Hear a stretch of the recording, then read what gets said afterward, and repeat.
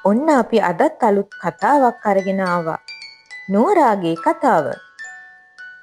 නෝරා කියන්නේ ඉගෙන ගන්න ආස පුංචි ගෑනු ළමයෙක්. එයා ඉගෙන ගන්න පටන් අරන් ටික කාලයක් යනකොට අමුත්තක් දැනුණා. භාෂාව කියන්නේ හරිම ශක්තිමත් ඒ වගේම සජීවී දෙයක් කියලා. භාෂාවෙන් හැඟීම් හා අදහස් ප්‍රකාශ කරන්න පුළුවන්.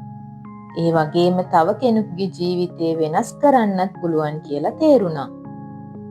ඒ වුණාට නෝරාට පිරිසක් ඉස්සරහ කතා කරන්න බය ගතියක් තිබුණා. ඒකට කියන්නේ සබකෝලය කියලා. ඒ ගැන එයා දුක් වුණා. මේ අතර එක දවසක් පාසල ඇරිලා ගෙදර යන ගමන් එයාට අලුත් අදහසක් ආවා. එයා හිතුවා හැමදාම යන පාරෙන් නැතිව වෙන පාරකින් ගෙදර යන්න. එහෙම හිතලා එයා හන්දියෙන් අලුත් පාරකට හැරුණා. ටික දුරක් යද්දී එයා ගොඩනැගිලි දෙකක් අතර පුංචි අමුතු කඩයක් තියෙනවා දැක්කා. ඒක එයා කවදාවත් කලින් දැකලා තිබුණ එකක් නෙවෙයි. දොරට ඉහළින් ලෑල්ලක මෙහෙම ink and imagination ලියලා තිබුණා. ඒක පොත් කඩයක්ද කියලා විපරම් කර බැලුවා. කුතුහලයෙන් කඩේ ළඟට ගිය නෝරා මූණ ලං කරලා වීදුරුවෙන් ඇතුළ බැලුවා. කඩේ ඇතුලේ කවුරුත් පේන්න හිටියේ නෑ. කුතුහලය නිසාම දොර තල්ලු කරලා බැලුවා. කිරීස් ගාගෙන දොර ඇරෙනකොට ඒකට සම්බන්ධ කර තිබුණු පුංචි සීනුවක් නාද වුණා. හරිම ෂෝක්. එහෙම හිතමින් නෝරා කඩේ ඇතුළට ගියා. කඩේ ඇතුලේ පැරණි වටිනා පෙනුමක් ඇති සටහන් පොත්, තීන්ත බෝතල්, පැරණි පෑන්, පැන්සල්, තාක්කවල පිළිවෙලට අසුරා තිබුණා. නෝරා පරිස්සමින් ඇතුලේ වටයක් ඇවිදලා විපරම් කර බැලුවා. හදිසියේම රාක්කයක් මත තිබුණ කුඩා වීදුරු පෙට්ටියක යමක් තියෙනවා එයා දැක්කා. පැන්සලක්. ඒක තද නිල් පාටයි. රිදී පාට සිහින් රේඛා දඟර වගේ කැටයම් කරලා තිබුණා. එයින් පැන්සලට අනර්ග පෙනුමක් ලැබී තිබුණා. මේකට නම් මම හරිම කැමතියි. මට මේක ගන්න පුළුවන්ද? කියලා නෝරා ඇහුවා. ඒ වුණාට කවුරුත් ඇයට උත්තර දුන්නේ නැහැ. ඒ නිසා උපායක් යෙදුවා. අම්මා ඇයට දවසේ වියදමට දෙන මුදල් මේ සඳහා යොදවන්නට කල්පනා කළා.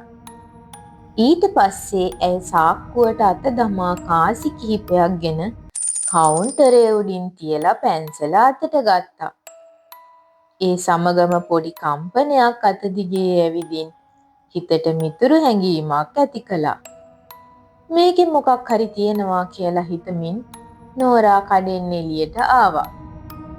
එදා රෑ පළවෙනි වතාවට අලුත් පැන්සලෙන් ලියන්න හිතාගෙන නෝරා මේසේ ළඟට පුටුවක් අරගෙන ඉඳගත්තා.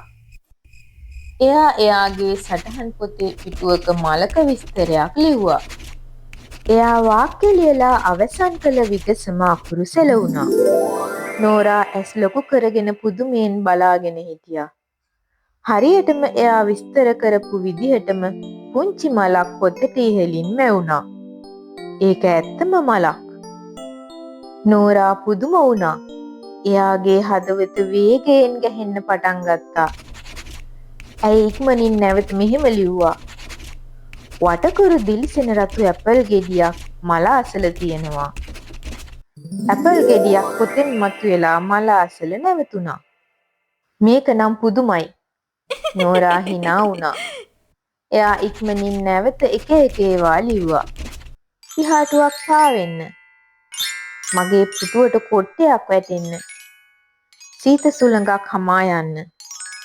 එයා ලියපු හැම දෙයක්ම සැබෑ වුණා. පළමු වතාවට නෝරාට තමන්ගේ වචනවලට බලයක් තියනවා වගේ දැනුණා. සැබෑ බලයක්. එදා නෝරා සතුටින් නින්දට ගියා. ඊළඟ දවසේ නෝරාට තවත් උත්සාහයක් කරන්න හිතිලා ඇය වාඩි වෙලා ලිව්වා. අද හොඳම දවස වෙයි කියලා. ඒත් එක්කම පැන්සල තනිවම ලියන්න පටන් ගත්තා.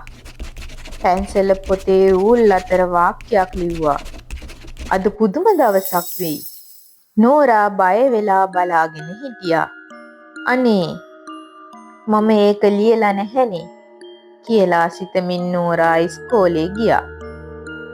පාසලේදී අමුතු අනපේක්ෂිත ගොඩක් දේවල් සිද්ධ වුණා. ඇයට අලුත් මිතුරෙක් හමු වුණා. අමාරු ගණිත ගැටලු පහසුවෙන් විසඳුවා. වෙනදාට වැඩියෙන් hina වුණා. යහළුවන් එක්ක සෙල්ලම් කළා. එයා හුඟක් සතුටින් හිටියා. ඇත්තටම පුදුම දවසක්. එදා එයා සතුටින් ගෙදර ගියා. එදා සවස නෝරා මේසය අසල වාඩි වුණා. ඇය ටිකක් කල්පනා කරා. නැවත ඇය ලියන්න පටන් ගත්තා. හැම දෙයක්ම මට ඕන විදියටම වෙයි කියලා ලිව්වා. පැන්සල ටිකක් වෙලා නැවතිලා හිටියා. ඊට පස්සේ ආයෙසෙමින් සැලවුණා. ඊට පස්සේ නැවත අලුත් වාක්‍යයක් ලිව්වා. හැම දෙයක්ම හරි විදියට වෙයි. ඒත් හැම දෙයක්ම පාලනය කරන්න බෑ. ඒ සමහර දේවල් පුළුවන්. නෝරා පිටුව දිහා බලාගෙන හිටියා. ඔයා මෙහෙම කරන්නේ ඇයි? ඇය මෘදු ලෙස ඇහුවා. පැන්සල උත්තර දුන්නේ නැහැ. ඒත් පැන්සල මේසය මත නිසලව තිබුණා. දින කිහිපයකට පස්සේ නෝරාට පන්තියේ කතාවක් ඉදිරිපත් කරන්න ගුරුතුමා බාර දුන්නා. පන්තිය ඉදිරියේ කතා කරන්න එයා බය වුණා. ඒත් එයා ඒක කාටවත් කිව්වේ නෑ. එයා ගෙදර ඇවිත් බය නැති කරගන්න විදියක් කල්පනා කළා. ටික වෙලාවකින් එයාට හොඳ අදහසක් ආවා. පැන්සල උදව්වට ගන්න හිතාගෙන මම බය නැහැ කියලා පොතේ ලිව්වා. පැන්සල නැවත සෙලවුණා. නැවත අලුත් වාක්‍යයක් ලිව්වා. මට බය හිතෙයි. ඒත් මම උත්සාහ කරනවා. නෝරා ගැඹුරු හුස්මක් ගත්තා. ඔව් මට තේරුණා. එයා Tamanටම කියාගත්තා. ඊට පස්සේ කතාව නිවැරදිව ලියාගෙන කිහිප වරක්ම හොඳින් පුහුණු වුණා. ඒ සඳහා එයා ගොඩාක් වෙහෙසුණා. කාලය කැප කළා. පසුවදා නෝරා විශ්වාසයෙන් පාසලට ගියා. ඇයට ඉදිරිපත් කිරීමට අවස්ථාව ලැබුණා. ඇය බයෙන් පන්තියේ ඉදිරියට ගියා. ඇගේ හදවත වේගයෙන් ගැහෙනවා වගේ ඇයට දැනුණා. පන්තිය ඉදිරියට පැමිණි ඇය ධෛර්යයෙන් කතාව පටන් ගත්තා. මුලින් එයා ටිකක් වෙවුලුවා වුණත් පස්සේ ඒ යටපත් කරගෙන දිගටම කතාව කරගෙන ගියා. ටික වෙලාවකින් ඇයටම තේරුණා ඇය හොඳින් කතාව කරගෙන යනවා කියලා. බය ගතිය නැති වෙලා ගියා. ඇය තව ටිකක් විශ්වාසයෙන් කතා කළා. කතාවට ගැළපෙන විදිහට ඉරියව් වලින් හැඟීම් ප්‍රකාශ කරන්න හැකි වුණා. අවසානයේදී එයා තේරුම් ගත්තා සාර්ථක ඉදිරිපත් කිරීමක් කළා කියලා. පන්තියේ යහළුවන් අත්පොලසන් දුන්නා. ගුරුතුමා ප්‍රශංසා කළා. එයා ගෙදර ගිහින් පොත අතට ගත්තා. දැන් මට තේරෙනවා කියලා එයා සිනාසුණා. ටික වෙලාවක් එයා සංසුන්ව කල්පනා කළා. ඊට පස්සේ මෙහෙම ලිව්වා. මම තවම ඉගෙන ගන්නවා. මේ වතාවේ පැන්සල නිහඬයි. මෙවර කිසිවක් වෙනස් කළේ නැහැ. ඇයට දැන් හැම දෙයක්ම පාලනය කරන්න ඕනේ නැහැ. ඇය දැන් දන්නවා ගොඩක් දේවල් පාලනය කරන්න බැහැ. ඒත් සමහර දේවල් උත්සාහයෙන් පාලනය කරන්න පුළුවන් කියලා. පසුදා උදේ නෝරා පෑන නැවත ගිහින් තියන්න තීරණය කළා. එදා සවස පාසල ඇරී එයා පොත් කඩේ සොයාගෙන ගියා. කලින් පොත් කඩේ තිබුණ තැන ඒ කඩේ තිබුණේ නෑ. එයා කලබල වෙලා වටපිට බැලුවා. සාප්පුව වෙනුවට එතන තිබුණේ හිස් බිත්තියක් පමණයි. එයා බිත්තිය අතගාලත් බැලුවා. ඒත් සාප්පුවක් හෝ ඇතුළු වීමට දොරක් හෝ තිබුණේ නෑ. ඒත් එක්කම වාගේ එතනට පිරිමි ළමයෙක් ඇවිත් පුදුමයෙන් වගේ වටපිට බලනවා දැක්කා. මෙතන පරණ පොත් කඩයක් තිබුණාද? ඔහු නෝරාගෙන් ඇහුවා. ඔයා ආවේ මොන හරි ගන්නද? කියලා නෝරා පුදුමයෙන් ඇහුවා. දෙදෙනා මූණෙන් මූණ බලාගෙන නිහඬව යමක් තේරුම් ගත්තා.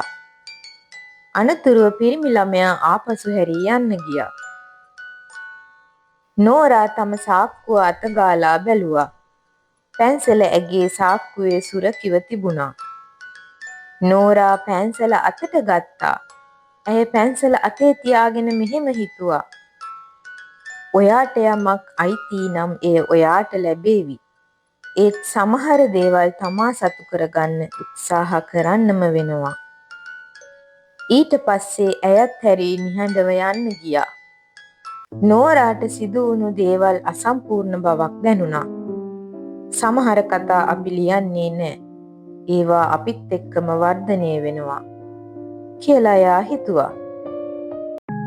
ස්තුතියි අපිත් එක්ක රැඳිලා හිටියට. මේ වගේ ලස්සන කතන්දර අහන්න Kids Spring Planet YouTube channel එක subscribe කරන්න. notification button එක on කරලා තියාගන්න.